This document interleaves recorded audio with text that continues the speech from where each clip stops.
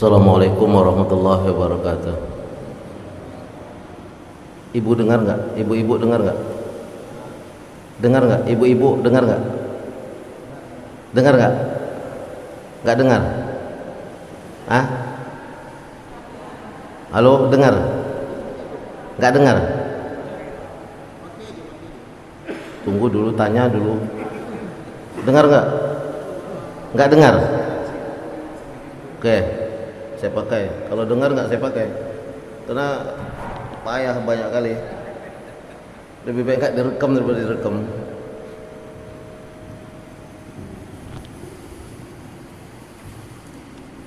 Masalah muslimin rahimakumullah. Bapak Ibu sekalian yang dirahmati Allah, jemaah salat subuh Masjid Raya yang dimuliakan Allah. Assalamualaikum warahmatullahi wabarakatuh. Alhamdulillah rabbil alamin wa bihi nasta'inu ala umuri dunya waddin, wassalatu wassalamu ala asrofil anbiya'i wal mursalin wa ala alihi wa ashabihi wa man tabi'ahum bi ihsanin ila yaumiddin, amma ba'du. Segala puji bagi Allah, dan alhamdulillah pada pagi hari ini kita dalam keadaan sehat walafiat dan dapat melangkahkan kaki ke masjid kita yang kita cintai ini, Masjid Raya Pekanbaru, Jalan Senaplan. Dan mudah-mudahan segala nikmat yang diberikan oleh Allah kepada kita senantiasa kita gunakan untuk taat kepada Allah dan mengharapkan ridhonya. Tak ada yang lain, yaitu ridho Allah yang tertinggi, dan kita termasuk dari hamba-hamba Allah yang bersyukur kepadanya dengan nikmat yang telah diberikan.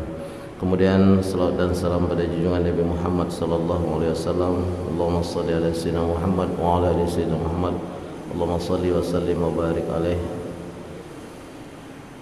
Dan kita berdoa mudah-mudahan termasuk dari umat Nabi Muhammad yang insyaallah fil yaumil akhir mendapatkan syafaat beliau. Amin amin ya rabbal alamin. Sebelumnya kita doakan khususnya Pak Isa dan jamaah-jamaah yang lain yang dalam keadaan sulit, baik sakit atau dalam keadaan sulit. Kita doakan agar Allah memberikan kesembuhan atau memberikan kemudahan jalan keluar dari kesulitan itu dan dapat lagi bisa bersama kita. Maka kita bacakan Ummul Quran Al-Fatihah. A'udzubillahi minasyaitonir rajim. Bismillahirrahmanirrahim. Alhamdulillahirrahmanirrahim. Maliki yaumiddin. Iyyaka na'budu wa iyyaka nasta'in. Ihdinas siratal mustaqim. Shiratal ladzina an'amta 'alaihim ghairil maghdubi 'alaihim waladdallin. Pada kesempatan yang lalu kita sudah memahami tentang muhasabatun nafs, itu menghitung, karena dalam kalimat yang disampaikan oleh Ali bin Abi Thalib, hasibu qabla an tuhasabu, hitunglah dirimu sebelum nanti dirimu itu akan dihitung oleh Allah. Kemudian Hasan menjelaskan, al-mu'minu qawwamun 'ala nafsi yuhasabu nafsaha lillah. Sesungguhnya orang mukmin itu dapat menguasai untuk bisa menghitung dirinya sebelum dirinya itu dihitung di hadapan Allah. Wa inna ma khaffal hisab yaumal qiyamah 'ala qaumin akhazu hadzal amru min ghairi muhasabah. Sesungguhnya menghitung diri sebelum dihitung oleh Allah itu meringankan bagi kita ketika perhitungan di depan Allah di hari akhir. Innal mu'min yufaji'uhu asy-syai' wa yu'jibuhu fayaqulu Allah inni la ashtahika wa innaka lamin hajati walakin wallahi ma min hilatin ilaik. Jadi dikatakan seorang mukmin itu akan terkejut dengan apa yang dikemukakan oleh Allah nanti di akhirat. Wa yu'jibu, lalu ia terkejut dengan segala apa yang pernah dia lakukan itu, lalu mengatakan wallahi ini la ashtahika, ya Allah kami berlindung kepada Engkau. Wa innaka lamin hajati, sesungguhnya kami sangat membutuhkan Engkau. Tapi ini di akhirat, tak ada gunanya lagi. Lalu walakin wallahi ma min hilatin ilaik, rasanya jika ingin memperbaiki diri lagi tak punya waktu lagi, dan tak ada alasan bagi kami untuk melakukan itu di hadapan Engkau ya Allah. Ini yang dikatakan orang mukmin nanti di akhirat. Maka di surat Ali Imran ayat 30 dijelaskan, a'udzubillahi minasyaitonir rajim, yauma tajidu kullu nafsin ma 'amilat min khairin muhdara, pada hari yang mana setiap manusia mendapatkan, setiap jiwa itu mendapatkan apa yang dia kerjakan dari sesuatu kebaikan akan dihadirkan oleh Allah. Wa ma 'amilat min syu'in tawaddu law anna bainahu wa bainaha wa bainahu amadan ba'id. Jika ia mendapatkan pekerjaan-pekerjaan buruk di akhirat tadi, dia menginginkan ada jarak untuk bisa memperbaikinya. Maka dikatakan bainaha, antara pekerjaan buruk itu dan pekerjaan baik itu, amadan ba'id, ada masa untuk memperbaiki, tapi itu tak ada lagi. Makanya muhasabatun nafs itu penting, terutama sengantuk apapun, paling tidak selayang kita tahu mau tidur itu, ya kan? Ini mana nih solat yang belum diqadha, mana kalau yang bermazhab qadha, mana yang belum diqadha, apa yang dilakukan tadi pagi, malam nanti bangun atau tidak, itu kita yang menentukan. Karena manusia itu qawamun ala nafsih, ia itu adalah pemimpin terhadap dirinya. Dia yang menentukan bisa bangun malam atau tidak, itu dia. Jadi jangan dituduh orang lain, ngapa kau tak bangunkan, ngapa tak bangunkan. Bukan masalah sekarang tak bangunkan, ada mau kemauan atau tidak, itu saja persoalannya. Pekerjaan ini kan ada kemauan atau tidak. Kalau tak ada kemauan, ya sudah, tidak akan bisa. Itu muhasabahnya segitu. Maka kemarin dah kita bahas, bagian pertama adalah ayyakifa inda awali himmihi wa iradatihi wa la yunadiru bil amal hatta yatabayyana lahu rajhanihi an tarkihi. Muhasabah yang awal itu dikatakan dia harus punya pendirian inda awali hammih, ketika awal dia ingin melakukan sesuatu. Jika tidak ada kemauan yang keras, tidak jadi. Wa iradatihi la yubadiru bil amal hatta yatabayyana lahu hijanihi an tarkihi, sampai ia tahu kenapa pekerjaan itu tadi bisa dia lakukan atau berlalu darinya. Jadi manusia itu sendiri yang menentukan itu, enggak orang lain. Maka kalau kita menyalahkan orang lain, itu pekerjaan yang dilakukan pertama oleh iblis. Kan, ngapa kau tak bangunkan aku tadi? Ngapa itu pekerjaan pertama iblis. Karena engkau telah mengutukku ya Allah, maka aku akan menggoda hamba-hambamu itu. Tapi kalau nenek moyang manusia itu, Rabbana zalamna anfusana, ya Allah kami yang salah. Tidak ada urusan iblis menggoda kami yang salah karena diri kami lemah dan kami kurang bertawakal kepada engkau.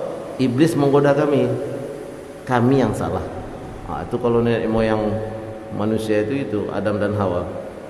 Maka dikatakan qala al-Hasan rahimahullah abdan waqafa 'inda hammihi fa in kana Allah amdahu wa in kana li ghairi ta'akhkhar. Dikatakan sungguh akan dirahmati oleh Allah seorang hamba yang memang mempunyai istiqomah dalam kemauannya. Fa in kana lillah amdah, apabila itu dilakukan karena Allah, kalaupun ia lewat, ia mendapat pahala. Wa in kana li ghairi ta'akhkhar, jika dia melakukan itu karena seseorang atau karena makhluk yang lain, maka dia tidak mendapatkan apa-apa. Lalu banyak perkataan ini, syarha ba'dhum hadza qala iza taharrakatun nafsi lil amali minal a'mal wa hum bihil abdu waqafa awalan wa nazara hal hadzalikal amal maqdur. Jika seseorang yang mempunyai jiwa ingin melakukan suatu pekerjaan, wa hum bihi al-'abdu, dan itu adalah untuk kemaslahatan hamba, ia harus memuhasabah, menghitung, apakah aku sanggup melakukan ini atau aku tidak sanggup. Makanya au ghairu maqdur alaihi wala mustata' fa in lam yakun maqduran alaihi lam yuqaddimu alaihi. Jangan memaksa-maksakan diri untuk melakukan sesuatu yang kita tidak sanggup. Lalu dengan ketidaksanggupan itu, begitu kerja itu tidak selesai, lalu kita katakan salah kamu, salah kamu, salah kamu. Itu namanya nunjuk hidung orang. Awak yang tak mampu, orang lain yang salah. Tak boleh juga. Itu harus dimuhasabah. Maka penghitungan perencanaan itu harus jelas. Begitu meleset, jangan salahkan orang. Karena kita motornya, kita yang harus menyalahkan diri kita sendiri. Dan kita minta maaf. Itu namanya gentleman. Tapi kalau kita menuduh ke sana kemari, itu berarti kita tidak masuk dalam kategori nenek moyang kita. Yang kedua, muhasabatun nafsi ba'dal amal wa salasatu anwa. Yang tadi ini kan sebelum, menghitung sebelum kita melakukan sesuatu. Berarti perencanaan. Berarti badan perencanaan itu benar, direncanakan dulu. Dan jika kita yang merencanakan dan kita motor di situ, setelah berjalannya tidak sesuai dengan itu, ada permohonan maaf. Nah, itu baru. Kedua, muhasabatun nafsi ba'dal amal, yaitu menghitung diri setelah amal itu berlalu. Maka dikatakan muhasabatu ala ta'ah qasurat fiha min haqqillah ta'ala. Apa yang dimuhasabah itu antara dua yang tadi sebelum dan yang sesudah, semuanya mengharapkan ridho Allah. Kalau ridho yang lain berarti enggak, ini dia. Muhasabatu ala ta'atin qasurat fiha min haqqillah. Apa pekerjaan yang telah kita lakukan itu menyalahi dari hukum Allah?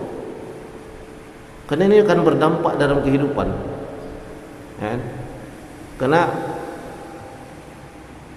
dalam kalimat Allah itu mengatakan wala tatabaddalul khabisa minhu thayyib. Jangan kalian ganti sesuatu yang buruk itu untuk menggantikan sesuatu yang baik. Wala tashtaru bi ayatillahi thamanan qalila. Jangan kalian jual beli ayat-ayat Allah itu dengan harga yang sedikit, menggantinya dengan dunia yang kamu dapat. Tidak akan berkah hidup, yakinlah. Ya kan? Apapun yang kita lakukan lalu kita mencari kehidupan dunia dengan menjual agama, tidak akan ada selesainya. Dan dia akan haus terus. Sekarang ini kan banyak program-program mereknya Quran, tapi nggak tahu apakah Quran di dalamnya, wallahu alam. Banyak juga penceramah kondang, tapi hanya berkisah tentang Al-Quran, tapi tak pernah melakukan. Berkisah tentang hadis, berkisah saja, tapi tak dilakukan. Ini yang payah. Jadi kalau ditanya sekarang kenapa umat Islam sekarang ini lemah, karena selalu berkisah dengan Al-Quran saja, berkisah aja, tapi tak pernah dilakukan dalam sikap kehidupan tentang Al-Quran itu. Dan dengan itu dia mendapatkan dunia. Lebih parah lagi. Itu yang dikatakan oleh kiai itu, menyendok kotoran sendiri dengan sendok permata. Itulah itu. Dia jual agama dapat di dunia, tapi dia sendiri tidak melakukan. Sama saja. Merek itu semuanya agama, tapi tidak ada yang tidak jelas. Maksudnya merek ini kan air minum itu, kalau kita masak sendiri lalu kita masukkan ke dalam gelas sebenarnya nikmat. Tapi begitu dia masuk botol kemasan yang mewah lalu dikasih merek, orang memilih yang merek ini kan. Tapi orang tak tahu mana yang lebih sehat, ini atau dari yang air yang kita masak pakai kayu tadi. Tak tahu kita. Padahal sesungguhnya yang dimasak dengan kayu di rumah itu walaupun bau asap itu yang paling lebih baik. Cuma karena kemasannya kayu bakar, periuk hitam, orang tak milih. Tapi yakinlah ini adalah kesungguhan. Dan yang tadi lambang saja dengan merek yang hebat. Nah, itu persoalannya kita itu. Kita ini kan tergoda dengan, kita ini kan dari dulu itu korban dari iklan. Korban iklan. Ya kan? Quran aja bisa dibuat one day one juz, one day one juz. Coba contohkan satu sahabat Rasulullah itu menghafal Quran 30 hari. Tak pernah pindah, jangankan 30 hari, tak pernah pindah dari Al-Baqarah ke yang lain sebelum Al-Baqarah itu bisa dia laksanakan dalam kehidupan keseharian. Tidak apa-apa, itu kan sebagai motivasi, ya tidak masalah dalam motivasi.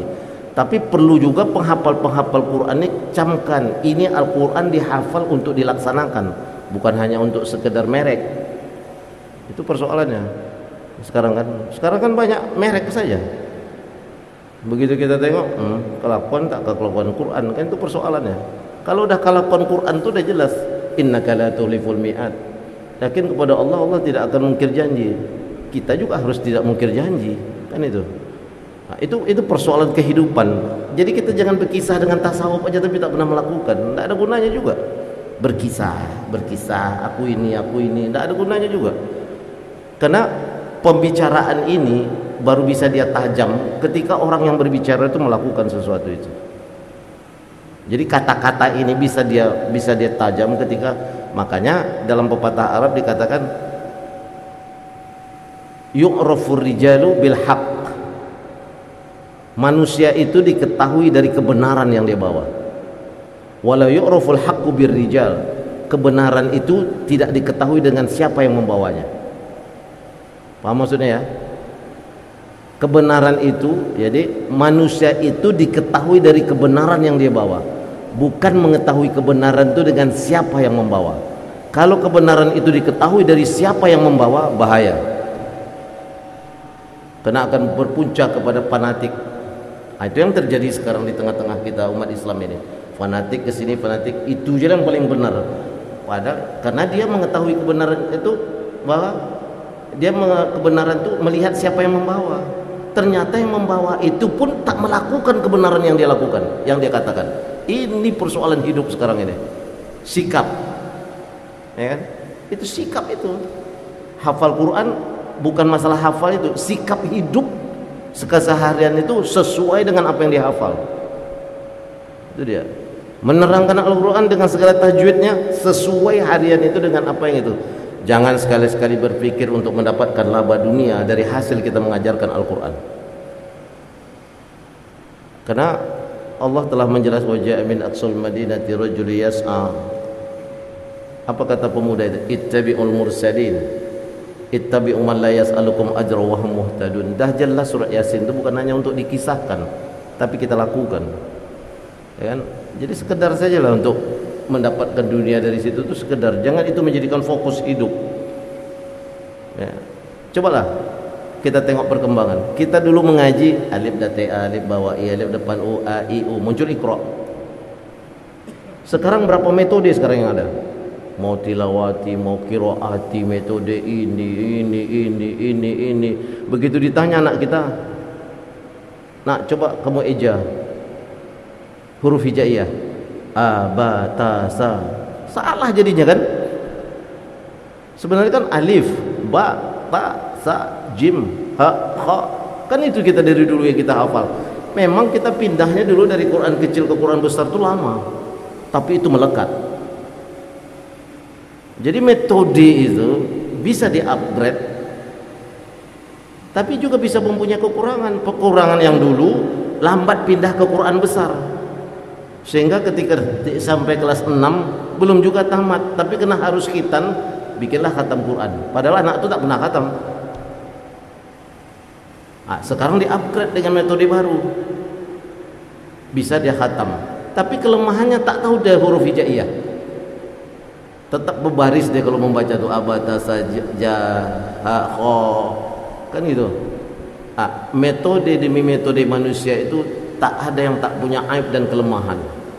Maka jangan sampai mencari makanan untuk dunia di metode Al-Quran itu. Yakinlah sunatullah itu berlaku. Hari ini kita bisa tertawa, tapi itu Al-Quran, jangan dimain-mainkan. Wala tashtaru bi ayatillahi thamanan qalila. Itu dia. Jangan kamu jual beli Quran itu dengan harga yang sedikit. Masalah itu kita tengok saja. Mana sekarang yang mau kita pilih? Susah sekarang kita memilih metode itu. Mana yang paling eksis? Tidak ada lagi. Kita jempol dengan orang yang menciptakan metode. Fajiran saya sendiri tidak punya metode, masih tetap ala lama kalau ngajar anak. Nah, itu persoalan hidup sekarang itu. Makanya muhasabatun nafsi itu yang telah dilakukan itu di muhasabah, yang mau dijalankan itu muhasabah. Sekarang betul-betul mendapatkan ridho Allah atau tidak, itu aja persoalannya. Kalau hidup ini dia jalan aja, Allah sudah tentukan rezeki kita masing-masing. Kenapa tidak yakin? Itu persoalannya. Kenapa kawan-kawan di tablik itu yakin dia keluar sekian hari ini? Karena memang ditempa. Walaupun nanti ada juga kelemahannya gitu. Nah, itu persoalannya kita. Kenapa kawan-kawan kita yang di posisi yang lain juga seperti itu? Karena dia yakin Allah itu akan memberi. Dan semuanya mempunyai kekurangan. Jangan kekurangan yang kita habisi, saling dukung, memperbaiki. Kita saling mengingatkan, itulah muhasabah itu, ya kan? Ini sudah Jumadil akhir Jumadil akhir atau Jumadil Saniyah dalam bahasa Arabnya. Rajab, Sya'ban, habis Ramadan. Kita berdoalah supaya kita sampai ke Ramadan. Tapi kita belum tentu juga semuanya bisa sampai ke Ramadan. Sekarang apa yang mau kita harap kecuali ridho Allah, ya kan? Ridho Allah. Tak ada yang lain. Ridha Allah, kita dapat menunjukkan orang jalan yang benar, paling tidak itu menjadi amal jariah bagi kita untuk nanti dia di akhirat. Itu yang muhasabah. Lalu dikatakan sini fawaidu muhasabatin nafs, manfaat dari muhasabatun nafs. Min fawaidi muhasabatun nafsil itla' ala uyubiha wa man lam yatla' ala aibi nafsihi lam yumkinhu izalatuha. Salah satu faedah dari menghitung diri dalam perbuatan, ya kan? Itu adalah al-itla' ala uyub. Menampakkan aib-aib kita. Itla' itu kan terbit. Itla' uyubiha. Wa man lam yatla', barang siapa yang tak dapat mengetahui aibnya, maka dia tak bisa menghilangkan aib itu atau memperbaiki diri. Bagus juga. Itu kan muhasabah diri kita sendiri yang tahu aib kita. Daripada Allah tampakkan aib kita pada posisi yang lain, kan sangat bermasalah. Itu tadi, makanya kita selalu wala aiban illa satartah, ya Allah janganlah engkau munculkan aib, janganlah engkau indikan aib itu kecuali kau tutup. Karena kalau kita ini dinampakkan Allah aib, tak bisa bergaul kita. Ini begini. Makanya orang yang mencari air yang jernih itu 100% tak akan pernah minum. Dan kita kalau ingin mencari teman yang tak punya aib, seumur hidup tak akan pernah berteman. Makanya saling mengisi, saling mengingatkan. Itu persoalan hidup. Kan makanya kalimat itu sighah mubalaghah, wa tawassaw bil haqqi wa tawassaw bis sabri, itu kan muhasabah juga. Saling nasihat menasihati tentang kebenaran dan saling nasihat menasihati tentang sabar. Karena hidup itulah benar dan sabar. Kan itu persoalannya. Lalu maqtaha fi zatillah ta'ala wal Imam Ahmad an Abi Darda qala la yafqahu ar-rajul kullul fiqhi hatta yamquthu an-nasa fi jambillah thumma yarji'u ila nafsi fayakunu laha ashaddu maqta. Jadi dikatakan tidaklah seseorang itu dapat memahami semua apa yang dapat dipahaminya sampai ia bisa menahan diri, an-nas fi jambillah, menahan diri untuk tidak menyalahkan seseorang di hadapan Allah. Kemudian ia kembali kepada dirinya. Karena dia kembali fayakunu laha ashaddu maqta. Dia baru dapat menjadi sesuatu yang terbaik. Itu dia. Kemudian Muhammad bin Wasi mengatakan, "Lau kana lizunub ribhun maqaddara hadun ayajlis ilaihi." Jadi, "Lau kana lizunubi rihun," maqaddara ahadun yajlisu ilaihi. Seandainya dosa itu adalah angin yang busuk, maka seseorang tidak akan pernah bisa duduk bersamanya. Seandainya dosa kita itu angin yang busuk, angin yang keluar dari maka tak akan pernah ada seseorang itu bisa duduk dengannya. Jadi seandainya kita punya dosa satu itu tumbuh satu jerawat, kalau dosa kecil tumbuh satu jerawat, tidak ada orang mau buat dosa. Tapi karena dosa ini tidak nampak, sama dengan pahala tak nampak, maka manusia sepele aja, ya kan? Sepele aja dia berbuat dosa. Seandainya dosa kecil jerawat, dosa agak menengah bisul, dosa berat lagi bengkak kepala, tak ada orang berdosa. Itu dikatakan oleh Muhammad bin Wasi', qala Abu Hafs, man lam yattahim nafsahu ala dawamil awqat wa la yukhalifuha fi jami'il ahwal wa lam yajriha ila makruhahiha fi sa'iri awqatiha kana maghruran wa man nazara ilahi bi istihsan syai'un minha faqad ahlakaha. Ini lebih berat lagi kalimatnya. Abu Hafs mengatakan, man lam yattahim nafsa, barang siapa yang tak mengecam dirinya atas kesalahannya dia buat, ala dawamil awqat, sepanjang waktu sampai dia mati, walam yukhalifuha, dan dia tidak pernah menyalahkan kekurangan yang dia buat, fi jami'il ahwal, dalam setiap keadaan, walam yajurruha ila makruhiha, dan dia tidak membawa dirinya untuk membenci perbuatan yang buruk itu pada dirinya. Lalu dikatakan kana maghruran, orang yang tak pernah muhasabah, tak pernah melihat aib dirinya, tak pernah mengecam kekurangan dirinya, maka dikatakan kana maghruran, dia telah tertipu. Lalu dikatakan wa man nazara ilaiha bihtisan sayun, apabila ia telah memandang aib-aibnya itu sebagai perbuatan baik, faqad ahlakaha, dia telah menghancurkan dirinya sendiri. Berat itu kalimatnya. Lihat ya. Man lam yattahim nafsah, barang siapa yang tidak mengecam dirinya atas kesalahan yang dia buat, ala dawamil awqat, sepanjang perjalanan kehidupan, walam yukhalifuha, tidak melawan dari perbuatan buruk yang dia buat itu, fi jami'il ahwal, dalam setiap keadaan yang melakukannya, walam yajurruha ilal makruha, dan dia tidak memaksakan diri untuk menekan dan membenci perbuatan itu, kana maghruran, dia telah tertipu dalam hidup.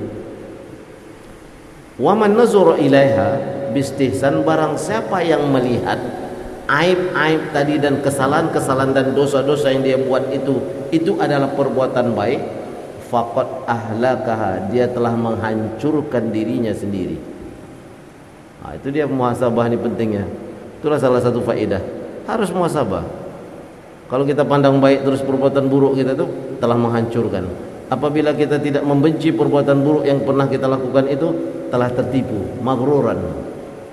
Mata'ud dunya, mata'ul ghurur. Sesungguhnya kehidupan dunia itu mata'ul ghurur, kesenangan yang menipu. Wa an Uqbah bin Sahban al-Hannai qala sa'altu Aisyah radhiyallahu anha min qaulillahi ta'ala wa la summa awrasna al-kitaba allazina istafaina min ibadina faminhum zalimun li nafsi wa minhum muqtasidun wa minhum sabiqun bil khairat biiznillah. Surat Fatir ayat 32. Faqalat ya bani haula fil jannah amma as-sabiq faman madha ala ahdi Rasulullah sallallahu alaihi wasallam wa syahida lahu Rasulullah bil jannah wa rizq wa amma al-muqtasid amman ittaba atharahu min ashabihi hatta lahiqa bih wa amma az-zalim li nafsihi famisli wa misluka faja'altu nafsaha ma'ana. Dikatakan ayat tadi kan summa arasnal kitabal ladzina istafaina min ibadina faminhum zalimun li nafsi, siapa yang menzalimi diri sendiri, wa minhum muqtasidun, pertengahan, wa minhum sabiqun bil khairat biiznillah, dari antara mereka itu ada yang bersegera membuat kebaikan. Pertama, zalim terhadap diri, kedua muqtasidun, pertengahan, yang ketiga orang yang selalu apabila mendengarkan ayat-ayat Allah itu selalu mempercepat diri untuk melakukan kebaikan. Ditanya kepada Aisyah, maka dijelaskan oleh Aisyah, ya bani haula'i fil jannah amma sabiq, yang sabiqul bil khairat faman madha ala ahdi Rasulullah sallallahu alaihi wasallam. As-sabiqu bil khairat itu adalah orang-orang yang bersama Rasulullah dulu. Itu kedudukan yang paling tinggi. Bil jannah war rizq, dia bersama Rasulullah. Wa syahida lahu, Rasulullah menyaksikan dia bil jannah war rizq. Lalu ammal muqtasid, yang pertengahan itu adalah ammanittaba atharahu min ashabihi hatta laiqa bihi, para sahabat yang mengikutinya. Mungkin waktu hidup Rasulullah dia sahabat kecil yang belum baligh, lalu dia mengikuti itu, maka itu dikatakan muqtasid. Wa amma zalim, termasuklah para umat ini muqtasid. Wa amma zalim li nafsi fa misli wa misluka, kata Aisyah, wa amma zalim li nafsihi itu seperti aku dan kalian. Berbuat zalim minta ampun, berbuat zalim minta ampun. Faja'alahu nafsaha ma'ana, ia menjadikan itu sebagai bagian daripada perbuatan yang ia bertaubat kepada Allah. Ashabu, dikatakan dalam kalimat ini, anna rajulan min bani Israil ta'budu sittina sanah fi talabi hajati falam yazfar biha faqala fi nafsihi wallahi law kana fika khairuz zufirat bihajatika fa'ati fi manamihi faqila lahu ara'aita izdira'iha nafsaka tilka sa'ah fa innahu khairan min ibadatika tilka sinin. Ada seseorang fi nafsi da'ih ilal mahalik wal mu'ayyanah lil a'da, ada seorang Bani Israel, dari Bani Israel, rajulan min Bani Israel, beribadah kepada Allah 60 tahun. Fi talabi hajati falam yazfar, meminta sesuatu dalam ibadah yang 60 tahun itu, hajat, satu hajat, tapi dia tidak mendapatkannya. Lalu dikatakan faqala fi nafsihi, ia berkata pada dirinya, wallahi law kana fika khairuz zafirat yuhajituka bihajatika. Jadi dikatakan fa'ati fi manamihi faqila lahu ara'aitahu izdira'i nafsaka tilka sa'a fa innahu khairun min ibadatika tilka sinin.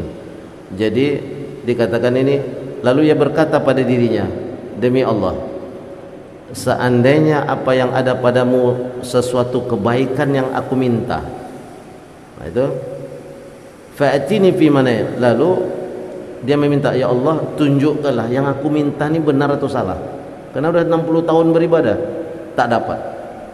Fa'atiya fi manamihi, datang pada tidurnya itu, dikatakan faqila lahu ara'aita izdira'i nafsaka tilka sa'ah, dalam tidurnya itu dilihatlah sesuatu yang dalam perbuatannya itu saat ia dekat kepada Allah dan bergetar hatinya. Apa dia katakan? Dikatakan dalam tidurnya itu fa innahu khairun min ibadatika tilkas sinin. Rasa getaran yang ada pada dirimu kepada Allah itu lebih baik dari apa yang kamu minta yang sekian tahun ibadahmu itu. Terkadang ada satu amal yang kita memang dekat sekali kepada Allah, entah baca Quran, entah sholat malam, entah sholat dua, entah sholat ini, itu lebih baik dari ibadah yang sebanyak ini pernah kita lakukan. Itu maksudnya. Jadi kesatuan hati dengan Allah walaupun hanya sekali, itu lebih baik dari ibadah yang sekian tahun. Maka itu harus dicari. Jadi Allah tidak memberikan sesuatu kepada kita itu bukan benci, karena takut hamba ini kalau dikasih nggak kuat, ya kan? Ada hamba yang dikasih itu kuat, maka Allah beri. Kita ini kadang-kadang meminta itu sesuai dengan apa yang ada di otak kita, tanpa kita menilai dengan apa yang ada di hati kita. Itu bikin masalah. Karena yang ada di otak ini semuanya dunia ini, dengan mata, kepala, telinga ini semuanya dunia, ya kan? Yang di hati ini dia memuhasabah ini benar atau tidak.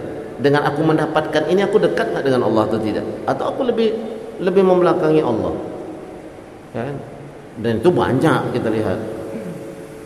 Sebelum menjadi apa-apa tuh tangannya di atas kepala kalau doa itu 15 menit sebelum sholat udah di masjid tuh. Begitu dapat jabatan tak nampak lagi. Itu banyak seperti itu juga. Begitu kamu menangis-nangis, Itu bangun tuh jam 3 subuh tuh udah bangun itu, nangis di depan sajadah. Begitu dapat sedikit dengan dunia itu, sajadah itu tak pernah dibuka lagi, terlipat terus di rumah. Itu juga persoalan hidup. Dan itu banyak kita lihat. Mungkin pada diri kita sendiri pun kita harus muhasabah. Bukan mungkin lagi, wajib. Apa yang kita lakukan ketika Allah memberikan kesenangan itu? Begitu Allah kasihkan musibah, baru nangis lagi. Kenapa aku yang diberi Allah ini? Kenapa enggak orang itu? Bisa pula dia ngatur Allah, pekerjaan Allah diaturnya. Itu lebih dahsyat lagi manusia seperti itu. Kenapa enggak orang itu? Orang itu maksiat terus. Kenapa enggak dia yang dikasih kanker? Atau enggak dikasih sakit yang berat? Kok aku yang dikasih? Padahal aku sholat terus.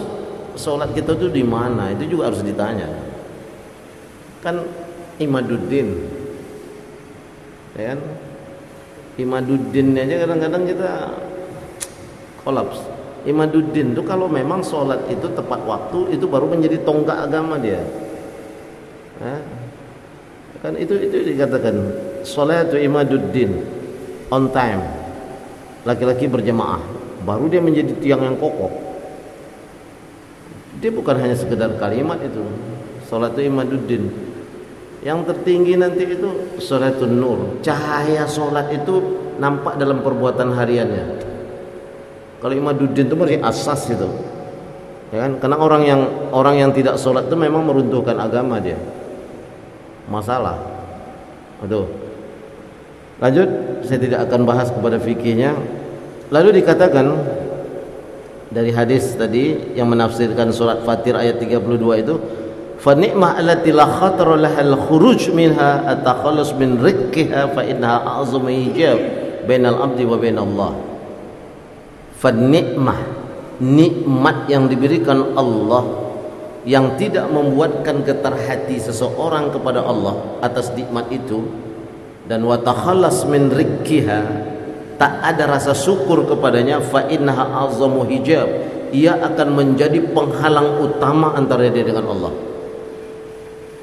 Dapat nikmat, tak ada rasa syukur kepada Allah.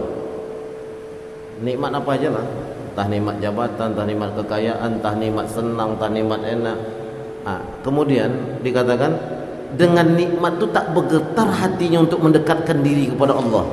Nikmat yang diberikan oleh Allah, dia tak menggetarkan hatinya untuk mendekatkan diri kepada Allah. Itu adalah a'zamul hijab, penutup yang paling utama antara diri dia dengan Allah. Jadi tertutup dia.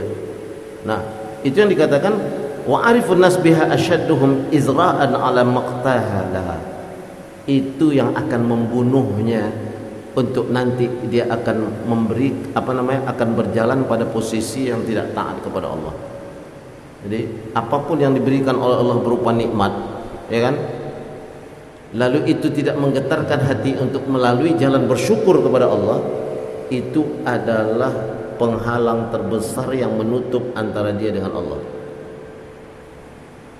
Waktu sakit nangis, oh, ya Allah, begitu sehat tak pernah ke masjid, tinggal di masjid, dapat habislah. Maqtan nafsi fi zatillahi min sifati tasyaddiqin yadullu ala abdi bihi minal ta'ala fi lahzatin wahidah ad'afun ma yadnu bil amal. Wa min fawaidil muhasabin nafsi ayyarif al-abdu bizalika haqqillah azza wa min lam ya'rif haqqillah ta'ala fa inna ibadatahu la takadu tajidu alaihi wa hiya qalilatun manfa'ah jiddan. Jadi dikatakan salah satu lagi dari faedah muhasabah itu ayyarif al-abdu bizalika haqqillah. Dengan muhasabah kita tahu hak Allah itu apa. Hak Allah itu disembah, hak Allah itu dipuji. Manusia boleh dipuji tapi sekedar, jangan berlebihan melebihi Allah. Maka ketika manusia ini dipuji melebihi daripada Allah, dia jadi akan menjadi tandingan bagi Allah.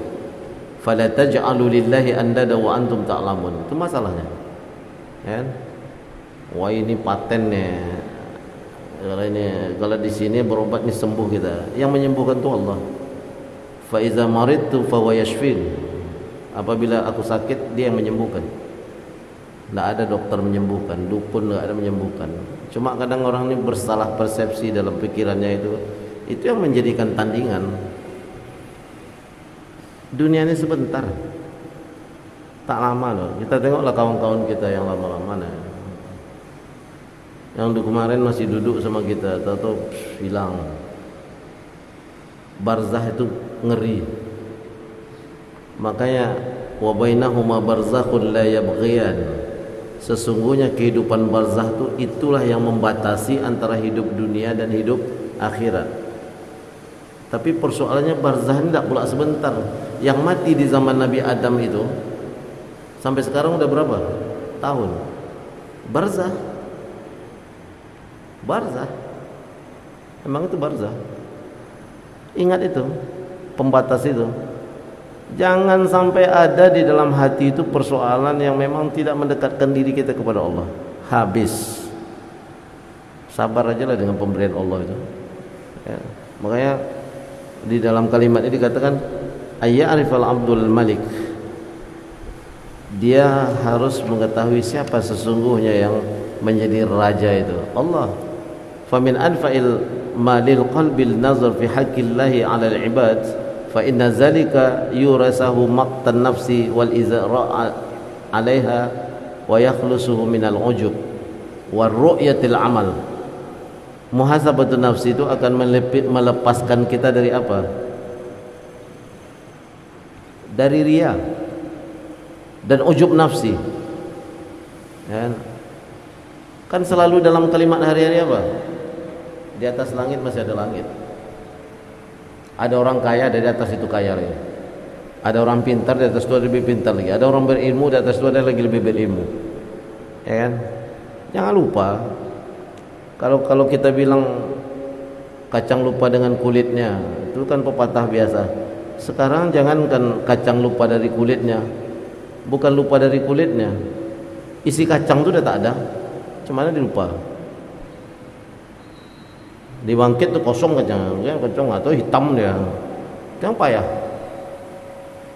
Nah, kalau kacang masih lupa dengan kulit itu masih ada isi kacangnya. Ini kacang tuh tak ada busuk di dalam tuh, atau dibuka tuh kosongnya, itu lebih parah lagi. Ada lagi kalimat apa? Seperti kacang padi itu berabui cie apa? Berabui sih. Kacang padi itu dimasukkan dalam air menggelegak macam direbus ya, asik nak melonjak-lonjak aja. Tapi tak pernah ada kenyataan dalam hidup. Itu kan persoalan itu. Maka dikatakan faman nazar fi hadzal haqqi alladhi li rabbih alaihi alima ilmal yakin ana ghairu muaddilahu kama yanbaghi. Dalam kalimat itu, dalam kalimatnya alhaqumut takatsur hatta zurtumul maqabir. At-takatsur itu kalau lebih luasnya adalah kehidupan dunia dengan segala kemegahan, dengan segala jabatan, dengan segala konstituen yang banyak mengelu-elukannya. At-takatsur, bermegah-megah dengan kehidupan dunia, itu at-takatsur. Kapan ini habis? Hazimul lazzat, dalam hadis Rasulullah, yang memutuskan kelezatan dunia. Apa itu? Al-maut. Maka dikatakan hatta zurtumul, sampai kalian masuk dalam kubur, putuslah itu at-takatsur itu. Maka sebentar, tidak lama. Penghargaan jabatan itu pun tak dibawa dari mayat itu, karena tidak ada. Kain kafan itu pun tak bisa disematkan bintang-bintang yang kita dapat di dunia itu, tidak dapat lagi, ya kan? Kalaupun harus dikuburkan secara pakai tembakan salto pun tetap aja malaikat datang, tak ada bedanya. Maka kalau mengkaji alam barzah, mati dimakan harimau, mati terbakar habis, pesawat jatuh, mati tenggelam dimakan hiu, apa lagi? Tidak utuh, tetap saja dia masuk di alam barzah. Jangan kita pikirkan dia kan tidak dikubur, Ustaz. Kubur itu salah satu teori alam barzah. Tapi yang penting ketika berpisahnya ruh dan jasad itu alam barzah itu. Mau dimakan harimau, Jangan dipikir itu orang dimakan harimau itu macam mana caranya itu, kan dia tidak dikubur Ustaz. Macam mana malaikat, kerja malaikat dipikirkan, gila lah. Macam mana malaikat menanya, dia kan dimasuk dalam perut harimau, dah berserak-serak dagingnya. Kerja Allah tuh bukan seperti kerja kita. Dia dimensinya tidak makan tempat, tidak butuh waktu. Itu Allah yang gaib itu seperti itu kan. Ada juga yang tanya, ada juga kemarin tanya sama saya gini, Ustaz, puasa Daud itu kan kerjanya Nabi Daud, ngapa pula kita kan umat Nabi Muhammad, ngapa kita lakukan? Saya bilang, ini orang pernah baca Quran apa enggak? Coba Alif Lam Mim, Alif Lam Mim, zalikal kitabu la raiba fihi hudan lil muttaqin. Itu yang pertama ya. Alif Lam Mim. Itu huruf muqatta'ah, huruf yang terputus-putus yang artinya tidak ada yang tahu. Kenapa itu dilakukan? Di ilmu tafsir mengatakan, di ilmu ulumul Quran dan tafsir, setelah huruf-huruf yang terputus ini mesti setelahnya itu penting. Maka dikatakan zalikal kitabu la raiba fihi. Cari terjemahan manapun, zalika itu kalau dalam bahasa Arab itu isyaratun ba'idah, isyarah untuk sesuatu yang jauh. Tapi coba nanti terjemahannya, zalikal kitab akan diartikan kitab ini Al-Quran. Jadi kalau kalimat Allah itu beda dengan otak manusia. Zalikal kitab artinya kitab ini, buka Departemen Agama, buka yang lain. Kalau ada kitab itu, salah itu terjemahannya. Kitab ini adalah la raiba fi, tidak ada keraguan di dalamnya. Atau orang muttaqin, hudal lil muttaqin, dia adalah petunjuk bagi orang-orang yang bertakwa. Siapa orang bertakwa? Allazina yu'minuna bil ghaib pertama, wa yuqimunas shalah wa mimma razaqnahum yunfikun. Itu kalau sampai di situ sudah. Wallazina yu'minuna bima unzila ilaika ya Muhammad wa ma unzila min qablika. Orang muttaqin itu siapa? Yang beriman dengan apa yang diturunkan kepada Nabi Muhammad dan beriman kepada yang diturunkan sebelum Nabi. Tak selesai baca Quran itu, makanya baca Al-Qur'annya enggak selesai. Kalau dia katakan itu kan puasa Daud, ngapa pula kita lakukan? Otaknya otak apa? Otak undang-undang. Undang-undang yang berlaku sekarang ini kan enggak berlaku surut Ustaz. Itu otak undang-undang. Buka bukunya. Buka Al-Quran itu, raditu billahi rabba wa bil islami dina wa bi Muhammadin nabiyyan wa rasulah wa bil Qur'ani imaman wa hukma. Dua itu. Quran itu sebagai imam dan sebagai hukum dalam kehidupan.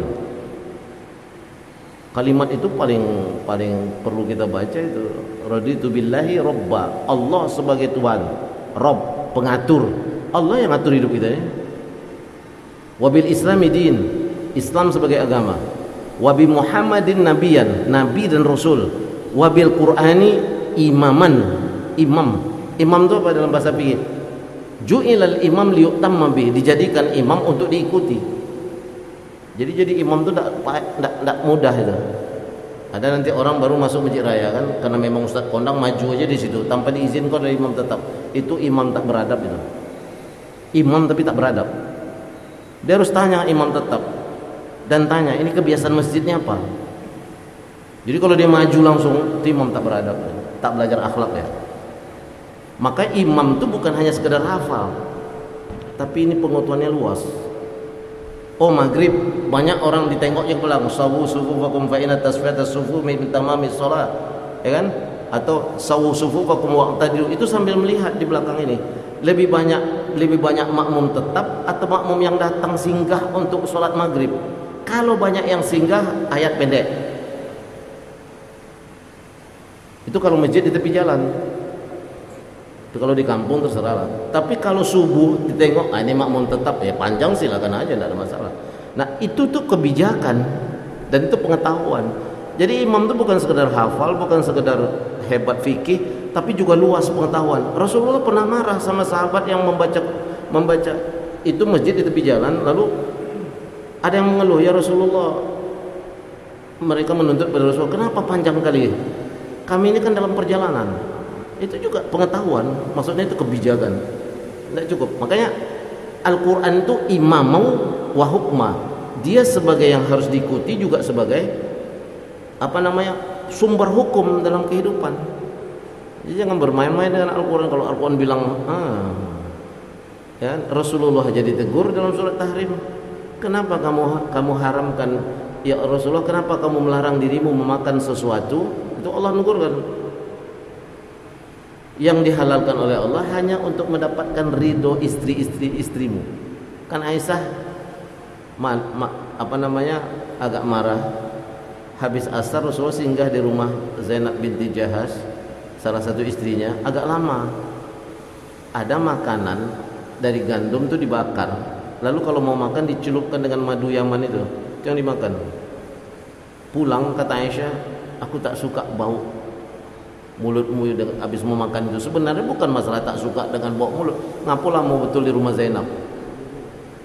Kata Rasulullah, sudah mulai hari ini aku tak makan itu. Ditegur Allah langsung. Kenapa kamu larang dirimu untuk memakan sesuatu hanya untuk mendapatkan ridho makhluk yang sama denganmu? Jika mereka tidak sudi, aku yang akan menggantikan yang lebih baik. Aisyah bingung, dari mana tahu Rasulullah? Rasulullah langsung Jibril. Kan itu. Makanya jangan mengharamkan yang dihalalkan Allah dan jangan menghalalkan apa yang diharamkan Allah. Kalau kita tidak bisa melakukannya, bilang tidak bisa, hukumnya tetap hukum. Nah, itu konsekuensi hidup itu begitu. Kalau dengan Al-Quran imaman wa hukma, dijadikan imam liyutamma bi, untuk diikuti. Salah boleh ditegur. Terakhir, fa muhasabatu nafsi wa nazrul amdi fi haqqi Allah azza wa jalla awalan, summa nazru hal qama bihi kama yanbaghi, wa afdalul fikri al-fikru fi dzalik fa innahu yasirul qalbi ila Allah. Dikatakan fa muhasabatu nafsi wa nazrul abdu, muhasabah, menghitung-hitung diri itu adalah nazar, melihat penglihatan hamba terhadap hak Allah. Hak Allah itu. Lalu summa nazarahu ilaihi man qama kama yanbaghi. Lalu ia melihat pada dirinya, berjalankah aku pada posisi yang Allah inginkan? Pertama, memberikan hak Allah dulu.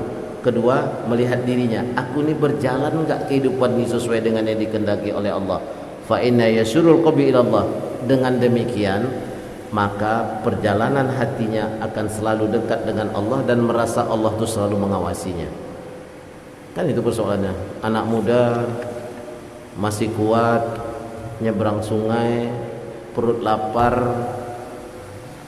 lihat apel hanyut, diambil, dimakan, belum sampai separuh, begitu ada yang tertelan, ingat, apel ini halal atau enggak?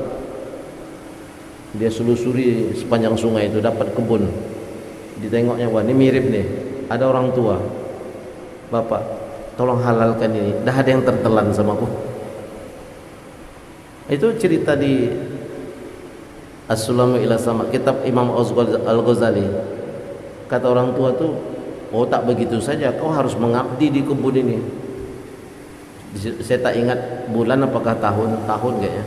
Karena ingin mendapatkan kehalalan itu dia mengabdi. Itu yang pertama. Kedua, engkau harus nikah setelah pengabdian itu dengan anakku. Tuli buta bisu lumpuh. Awak dengar aja dah stres. Tuli buta bisu lumpuh. 4. Tuli buta bisu lumpuh. Selesai pengabdian, dipertemukan dengan anak gadisnya. Wala tuli, wala buta, wala bisu, wala lumpuh. Sehat, cantik. Kata anak ini tidak. Janjimu bisu tulah. Lalu diterangkan, bisu aku tidak pernah mengajarkannya untuk bercakap yang tidak baik. Telinga tidak pernah mendengar yang ini. Itu akibat orang yang sabar. Hanya ingin mendapatkan kehalalan buah apel yang pernah dimakan. Awak apa yang tak awak makan? Nah, jangankan rambutan tetangga, ayam tetangga pun malam tahun baru dihabiskan, dibakar. Nanti diundangnya pula itu kawan-kawan yang agak alim makan nih. Nah, ditanya, ini dari mana dapat nih? Mana ayam tetangga? Itu yang kau makan tadi malam tuh ayam tetangga. Dicobanya kawannya. Kacau. Ya kan? Itu dosa itu. Cari itu orangnya mana yang punya ayam. Rambutan, mangga dan nas, duku, tetangga. Cari sekarang sebelum nanti dihisab hari kiamat. Itu yang kecil-kecil itu. Kata kita kecil tapi itu besar di hari kiamat. Ya, bahaya. Itu saja, muhasabah itu melekatkan diri kepada Allah, memberikan hak Allah, lalu kepada diri kita itu adalah nanti ada sinyalnya kalau kita berbuat salah itu, ini Allah tahu nih. Bayangkan anak muda tadi itu, apel sedikit aja dia cari itu. Mau cerita satu lagi. Ibu-ibu itu kerjanya memintal benang.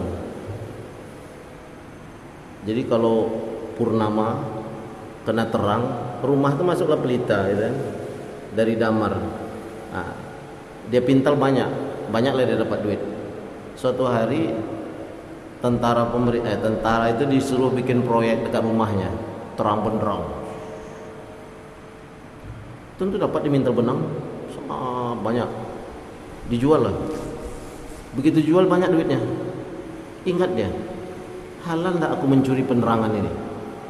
Pergi dia ke Fudail bin Iyad, ya Syekh, ya Imam, aku begini, tapi aku mencuri dari proyek cahaya lampu dari proyek pemerintah.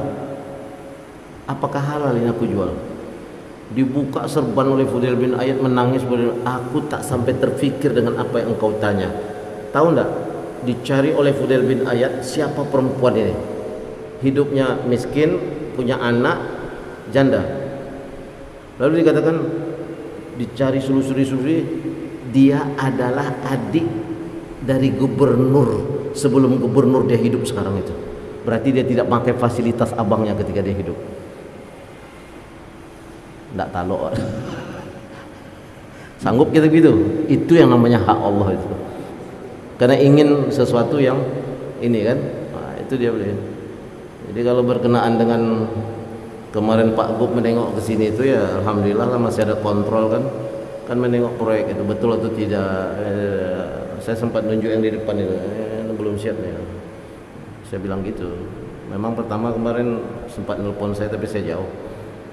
Itu harus diselusuri semua, betul nggak tuh? Akhirat tantangan itu. Dengan angka sekian siap lah.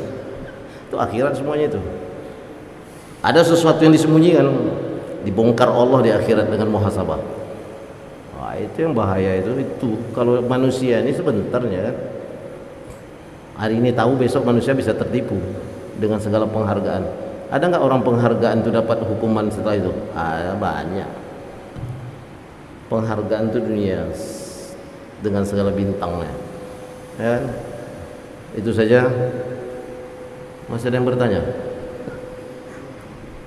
Tidak ada kan? Tidak ada. Tik marah Pak Indra sama saya. Udah dia yang nanya, siapa yang bertanya, tak dikasihnya waktu bertanya. Oh tak ada. Kalau tak ada Pak Beni, tak ada. Beni Lubis. Kita tutup dengan doa kita mu majlis.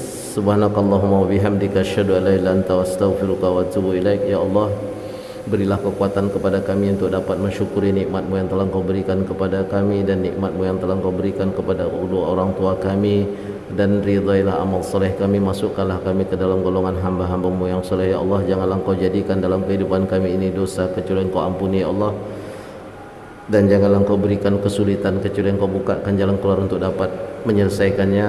Jangan Kau berikan penyakit kecuali Kau sembuhkan. Janganlah Engkau jadikan kami dalam perjalanan kecuali Kau sampaikan pada tujuan. Janganlah Engkau jadikan bagi kami aib kecuali Engkau tutup.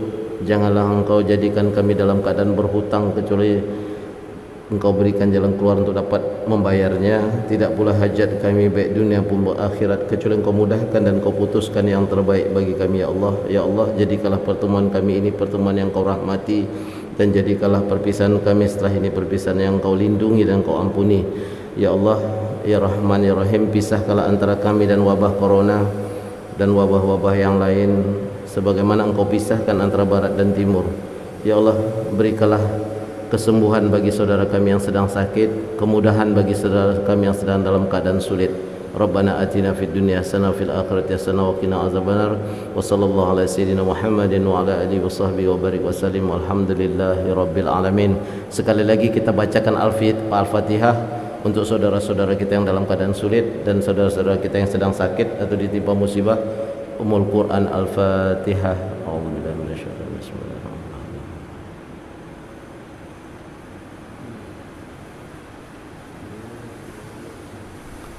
Mohon maaf dari kata-kata yang tak tepat pada tempatnya dan dari segala kekurangan. Lebih kurang mohon maaf. Wabillahi taufiq wal hidayah. Assalamualaikum warahmatullahi wabarakatuh.